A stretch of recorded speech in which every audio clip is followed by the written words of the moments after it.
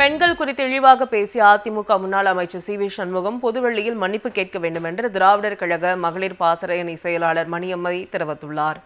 கலைஞர் தொலைக்காட்சிக்கு பேட்டியளித்த திராவிடர் கழக மகளிர் பாசறை அணி செயலாளர் மணியம்மை, அதிமுக முன்னாள் அமைச்சர் சி வி சண்முகம் பெண்கள் குறித்து பேசியது கீழ்த்தரமானது என்றார். தமிழ்நாடு அரசின் உங்க கனவை சொல்லுங்கள் திட்டம் நாடு முழுவதும் நல்ல வரவேற்பை பெற்று வருவதாக கூறினார். மக்களின் எதிர்காலத்தையும் நலனையும் கருத்தில் கொண்டு தொடங்கப்பட்ட இந்த திட்டத்தை இழிவுபடுத்தும் விதமாக பேசியது கண்டனத்திற்குரியது என்றும் திராவிடர் கழக மகளிர் பாசறை அணி செயலாளர் மணியம்மை தெரிவித்துள்ளார். நம்முடைய தமிழ்நாடு என்பது காலம் காலமாக பெண்கள் முன்னேற்றத்தை அடித்தளமாக வைத்து நம்முடைய திராவிட இயக்க தலைவரான தந்தை பெரியார் தொடங்கி இன்றைக்கு இருக்கக்கூடிய நம்முடைய முதல்வர் வரைக்கும் பெண்களுடைய முன்னேற்றத்தை பற்றி தான் நம்ம அதிகமாக பேசுகிறோம். அவங்களுக்கான சட்ட திட்டங்களை போட்டுட்ருக்கோம். நம்முடைய முதல்வர் ஒவ்வொருத்தருடைய கனவை சொல்லுங்கள், அந்த கனவை நிறைவேற்றன்னு சொல்லி திட்டங்களை தீட்டுறாரு.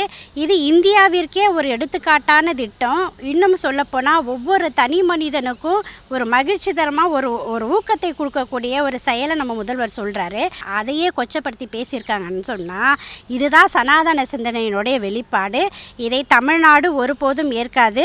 இதற்காக அவர் நிச்சயமா பெண்கள் மத்தியில் மன்னிப்பு கேட்கணும், அவருடைய தவறை உணரணும். பெண்கள் குறித்து இழிவாக பேசிய அதிமுக முன்னாள் அமைச்சர் சி வி சண்முகம் பொதுவெளியில் மன்னிப்பு கேட்க வேண்டும் என்று திராவிடர் கழக மகளிர் பாசறை அணி செயலாளர் மணியம்மை தெரிவித்துள்ளார். கலைஞர் தொலைக்காட்சிக்கு பேட்டியளித்த திராவிடர் கழக மகளிர் பாசறை அணி செயலாளர் மணியம்மை, அதிமுக முன்னாள் அமைச்சர் சி வி சண்முகம் பெண்கள் குறித்து பேசியது கீழ்த்தரமானது என்றார். தமிழ்நாடு அரசின் உங்க கனவை சொல்லுங்கள் திட்டம் நாடு முழுவதும் நல்ல வரவேற்பை பெற்று வருவதாக கூறினார். மக்களின் எதிர்காலத்தையும் நலனையும் கருத்தில் கொண்டு தொடங்கப்பட்ட இந்த திட்டத்தை இழிவுபடுத்தும் விதமாக பேசியது கண்டனத்திற்குரியது என்றும் திராவிடர் கழக மகளிர் பாசறை அணி செயலாளர் மணியம்மை தெரிவித்துள்ளார். நம்முடைய தமிழ்நாடு என்பது காலம் காலமாக பெண்கள் முன்னேற்றத்தை அடித்தளமாக வைத்து நம்முடைய திராவிட இயக்க தலைவரான தந்தை பெரியார் தொடங்கி இன்றைக்கு இருக்கக்கூடிய நம்முடைய முதல்வர் வரைக்கும் பெண்களுடைய முன்னேற்றத்தை பற்றி தான் நம்ம அதிகமாக பேசுகிறோம். அவங்களுக்கான சட்ட திட்டங்களை போட்டுட்ருக்கோம்.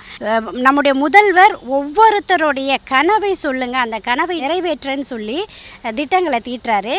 இது இந்தியாவிற்கே ஒரு எடுத்துக்காட்டான திட்டம். இன்னும் சொல்லப்போனால் ஒவ்வொரு தனி மனிதனுக்கும் ஒரு மகிழ்ச்சி ஒரு ஊக்கத்தை கொடுக்கக்கூடிய ஒரு செயலை நம்ம முதல்வர் சொல்றாரு. அதையே கொச்சப்படுத்தி பேசியிருக்காங்கன்னு சொன்னா இதுதான் சனாதன சிந்தனையினுடைய வெளிப்பாடு. இதை தமிழ்நாடு ஒருபோதும் ஏற்காது. இதற்காக அவர் நிச்சயமா பெண்கள் மத்தியில் மன்னிப்பு கேட்கணும், அவருடைய தவறை உணரணும்.